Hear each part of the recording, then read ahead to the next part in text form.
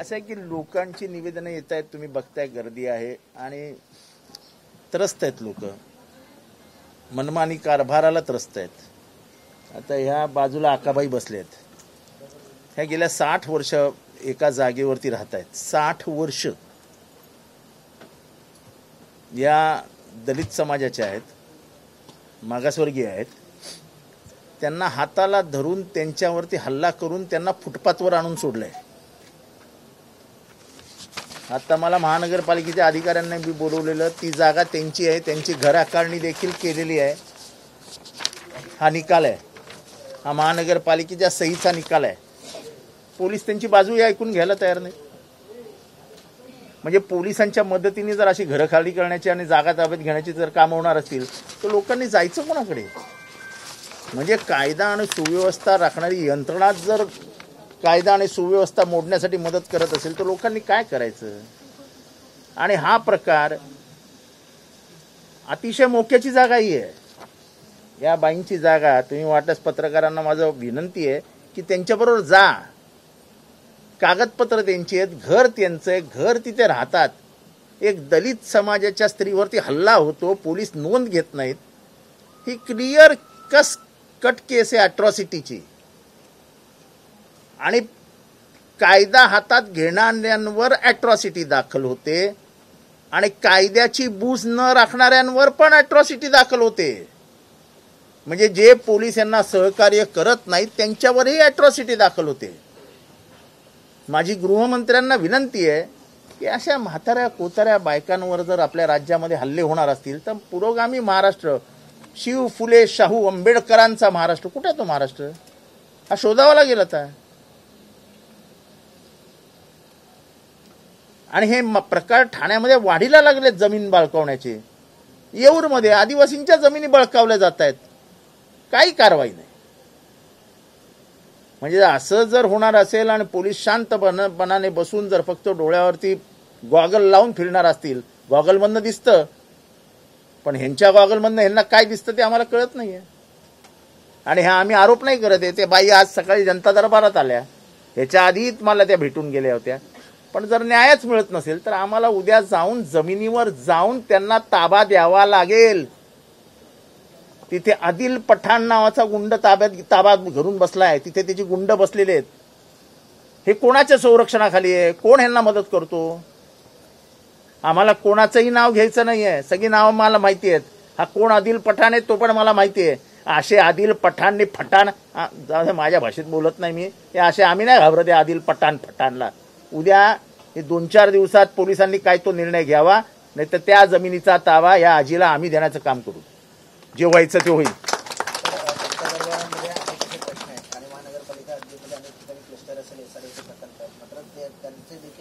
असं आहे की क्लस्टर, मानपाड्याची लोक आली होती, मानपाड्याच्या पुढची लोक आली होती। क्लस्टरची जोर जबरदस्ती का केली जाते? शासनाने योजना आणावी, पण योजनेमध्ये ती तुम्ही घ्याच, ही जबरदस्ती घराच्या बाबतीत शासन करू शकत नाही।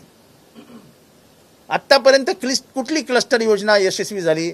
मुख्यमंत्री होते म्हणून थोडीफार प्रमाणात वागळे इस्टेटमध्ये बिल्डिंग उभा राहिले, मुख्यमंत्री होते, पण बाकी ठाण्यात कुठली योजना यशस्वी झाली? आणि 60-60, 70-70, 80-80 एकरची घरं तुम्ही एखाद्या बिल्डरच्या घशात घालता आणि त्याला सांगता तू मालक, आता तू कर। अरे तो कसा करणार? आणि ही जुनी घरं आहेत। आता मानपाड्यामध्ये ही घरं 50-50, 60-60, 70-70 वर्ष जुनी घरं आहेत, ती मोठी घरं आहेत। ती मोठी घरं देऊन ती लहान घरं का घेतील लोक? का घ्यायची? म्हणजे ह्याच्या मागे पैसे हा एकमेव उद्देश आहे, पैसे कमवणे। माझं म्हणणं आहे की घर माझं, मालक मी, मला कसं डेव्हलप करायचं ते मी करीन ना। आम्ही एकत्रित विकास करायचा, कसा करायचा आम्ही ठरवू।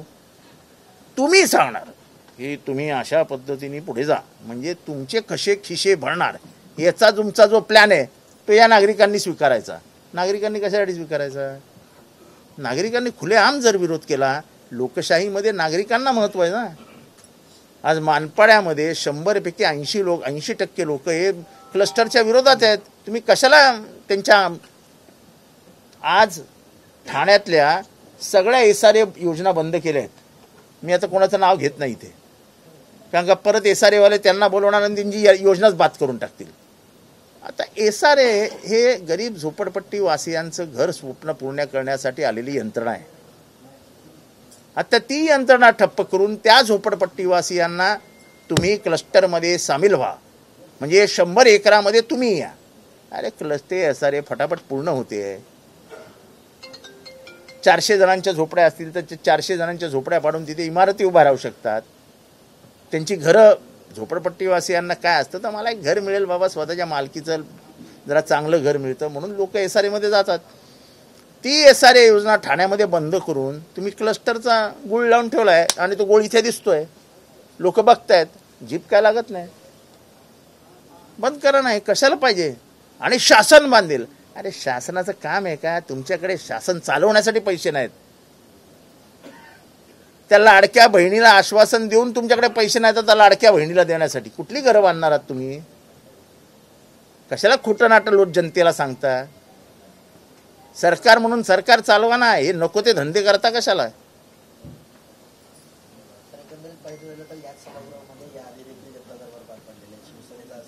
मला इतरांबद्दल एकही प्रश्न विचारू नका, मी त्याच्याबद्दल काहीही बोलणार नाही. मी महानगरपालिकांच्या आयुक्तांचे आभार मानतो की त्यांनी एक चांगलं दालन उपलब्ध करून दिलं. लोकांच्या समस्या कोणीही सोडवावेत ना, आम्ही सोडवू ते सोडतील, लोकांच्या समस्या सुटण्याशी मतलब आहेत. आज गल्लोगल्लीत पाणी नाही आहे, त्या पाण्याबद्दल आयुक्तांचं काय म्हणणं आहे? आम्ही आयुक्तांची भेट घेणार आहोत. गल्लोगल्ली कचरा पडलाय, काय म्हणणं आहे आयुक्तांची? नाले सफाई अजिबात होत नाही, अजिबात नाही. अख्ख्या ठाणे शहरात नाले सफाई ठप्प आहे, ठप्प. काय म्हणणं आहे आयुक्तांचं? आम्ही विचारणार आहोत. आज आयुक्त नाही येत, नाही तर हा सगळा घेऊन गेलो असतो मी वरतीच. अरे कसली 31 मे? अजून जेसीबी नाही उतरले नाल्यामध्ये. कसली 31 मे? अधिकाऱ्यांना पैसे घाण्यात बसून वेळ नाही तर हे कसली 31 मे पर्यंत उतरणार आहेत?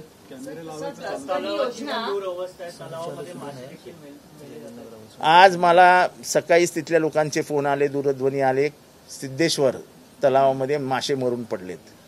आपल्या प्रत्येक तलावामध्ये सांडपाणी सोडलं जातं.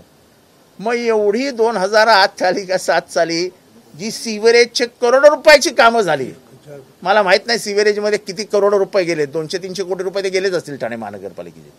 महानगरपालिकेचे पैसे हे संडासातच जाताना, पाण्यातच जाताना, कचऱ्यातच जाताना दिसतात. सिव्हरेजची स्कीम कुठे आहे? मासे मरतायत ना, का मरतात? तर त्याच्यात सांडपाणी सोडलं म्हणून. सांडपाण्यासाठी तुम्ही सिव्हरेजची स्कीम आणली होती, ती स्कीम करोडो रुपयाची आहे. मग ती सिव्हरेजच्या स्कीमचं काय झालं? कुठला अधिकारी जबाबदार आहे त्याला? काही नाही.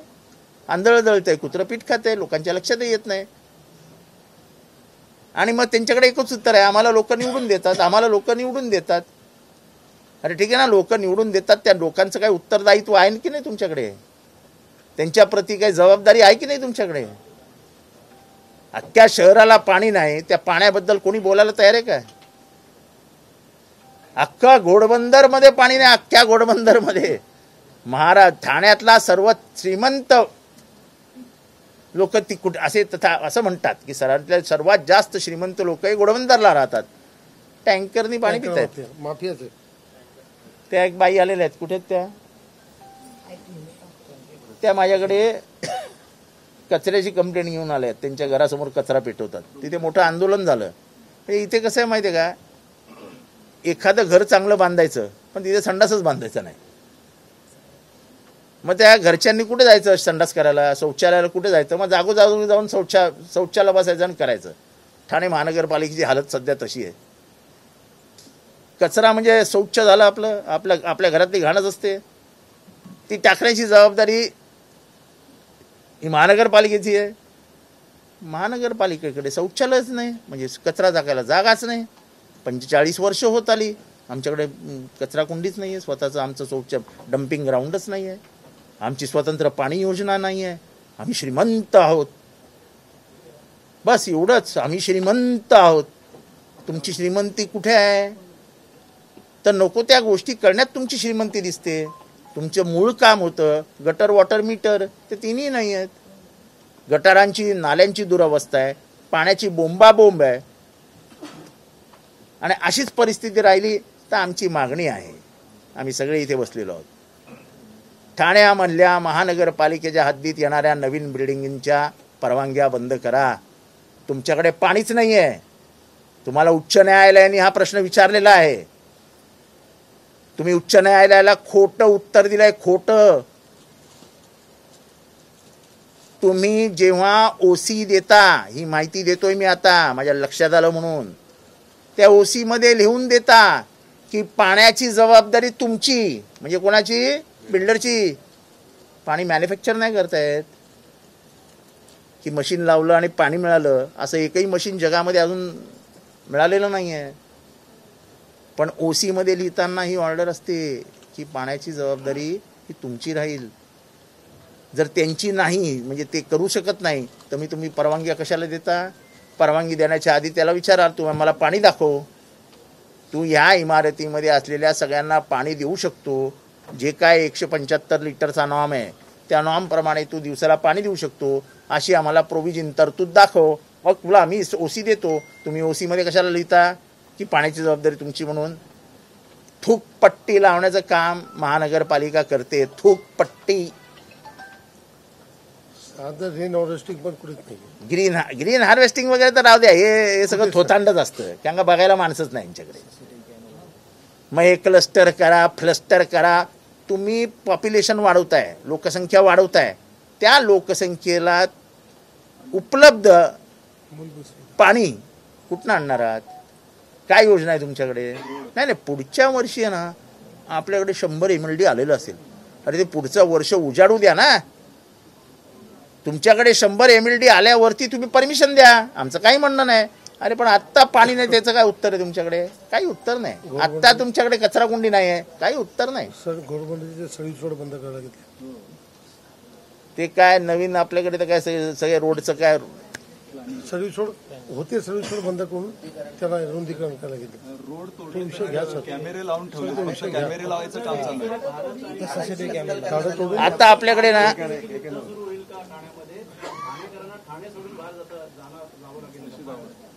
नाही, अहो पाणीच नाही आहे. म्हणजे एकेकाळी ठाण्यामध्ये म्हणजे दूरदृष्टी नसलेली माणसं जेव्हा सत्तेमध्ये येतात तेव्हा काय होतं याचं उत्तम उदाहरण ठाणे आहे.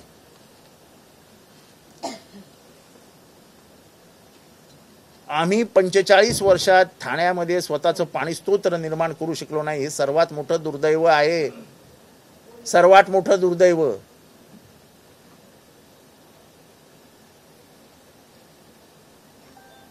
आणि हे आम्ही विधानसभेत पण मांडतो की पाणी भीक मागून आणावं लागतं, भीक मागून. कधी MIDC कडे भीक मागतो आम्ही, कधी स्टेमकडे भीक मागतो आम्ही, कधी इरिगेशनकडे भीक मागतो आम्ही, आणि उत्तर ठरलेलं आहे, आम्हाला निवडून देतात लोक.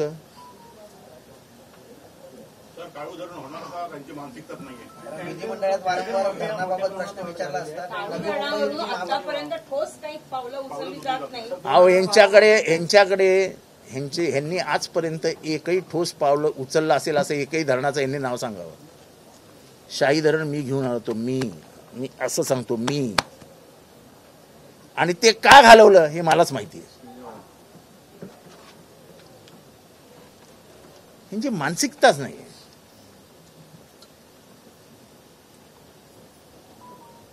जर तुम्ही 1000, 2000, 3000 कोटीचा एखादा रोड आणू शकता तर तेवढ्याच किमतीचं तुम्ही धरण नाही आणू शकत.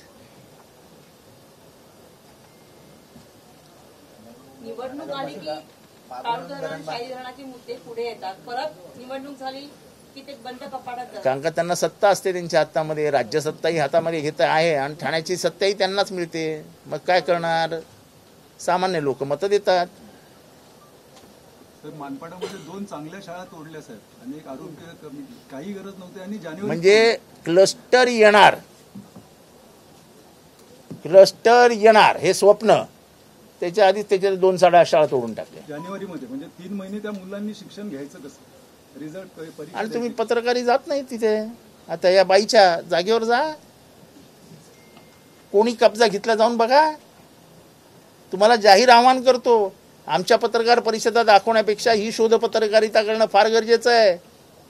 त्या बाईच्या जागेवर जा आत्ता.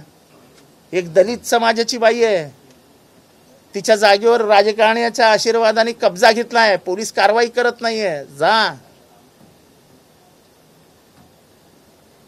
आम्ही हे फक्त उघडं करू शकतो, पण जगासमोर नेण्याचं काम तुम्हाला करायचंय. हा प्रश्न तुम्हाला विचारायचा आहे प्रशासनाला, की हिच्या जागेवर कब्जा कोणी घेतला, कोण पोरं बसलेत, कोण आहे तो आदिल पठाण, का नाही आतापर्यंत त्या लोकांवरती अॅट्रॉसिटीचा गुन्हा दाखल झाला. पोलीस तिला सांगतात कोर्टात जाता, ही बाई कोर्टात जाऊ शकते. महानगरपालिकेच्या अधिकाऱ्यांना आत्ता मी बोलवून घेतलं होतं, माझ्यासमोर त्यांनी सांगितलं की ही जमीन त्यांची आहे, तिच्यावरती आम्ही आदेश दिलेला आहे की नावावर ह्यांच्या करा म्हणून. ते बघू, पेपर बघू.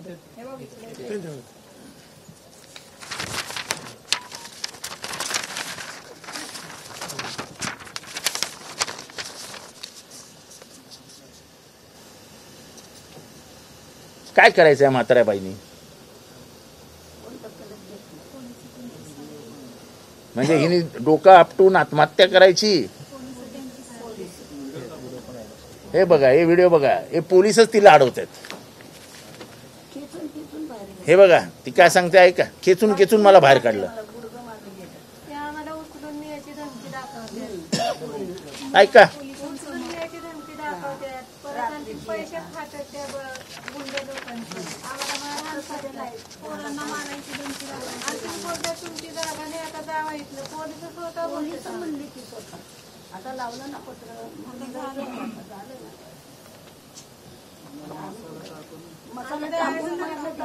आमच्या पाठीशी तर कोण आहेच नाही. तर पैसे खाऊन सगळ्याला पोलीस स्टेशनला पैसे दिले, काय अधिकाऱ्यांनी पैसे खाल्लं. हे घ्या बाई, घ्या बहिणी घ्या. साहेबांना पैसे खाल्ले, कारवाई केली. पहिली कारवाई महेश अय्यर साहेबांनी केली 11 फेब्रुवारीला. त्याच्यानंतर शंकर पाटोलेंनी केली. पाटोळेंनी पण पैसे खाल्लेले. अतिक्रमण विभाग म्हणजे या ठाण्यातला अतिक्रमण विभाग म्हणजे एक्स्टॉर्शन सेल आहे. एक्स्टॉर्शन सेल, हप्ते घेण्याची सशक्त यंत्रणा, महानगरपालिका पुरस्कृत हप्ते घेण्याची सशक्त यंत्रणा म्हणजे आपलं अतिक्रमण विभाग. अशी एकही गोष्ट नाही अतिक्रमण विभाग पैसे घेत नाही, अशी एकही गोष्ट नाही.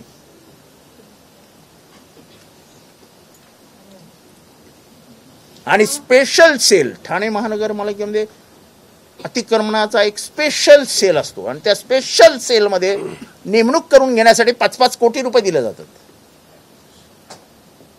मला आयुक्तांना प्रश्न विचारायचा, स्पेशल सेल लागतो कशाला तुम्हाला? अतिक्रमण विभाग आहे प्रत्येक महानगरपालिकेच्या प्रत्येक प्रभागामध्ये. मग तुम्हाला ठाणे महानगरपालिकेचा एक वेगळा अतिक्रमण सेल लागतो कशाला?